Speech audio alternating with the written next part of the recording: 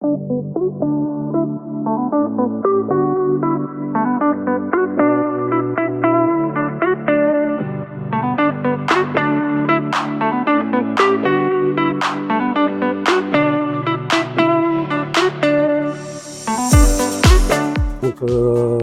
cette année, on a axé le travail sur la mobilité, déplacement du gardien de but dans l'espace et la poussée sur les jambes.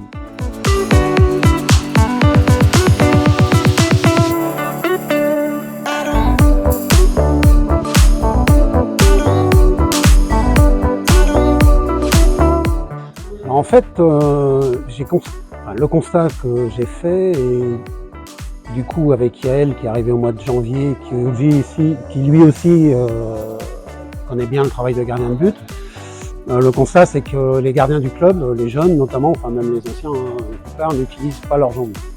C'est-à-dire qu'un gardien de but, il doit énormément pousser sur ses jambes, et au club, comme dans la plupart des clubs, sur les matchs que je viens voir les jeunes, parce que je viens voir des matchs pour voir comment les jeunes évoluent, et c'est intéressant.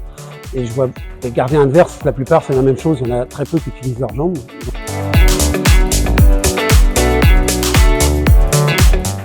Alors on a pallié, enfin on a fait les deux. On a fait du renforcement abdominaux. Un gardien de but doit avoir quand même des abdominaux, doit beaucoup travailler ça.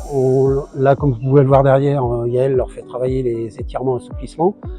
D'ailleurs, ils vont tous recevoir un document leur expliquant que pour être gardien de but au handball, il faut être très souple, donc il faut travailler. Donc, ils ont des exercices à faire chez eux, ceux qui, bien sûr, le veulent, le désirent.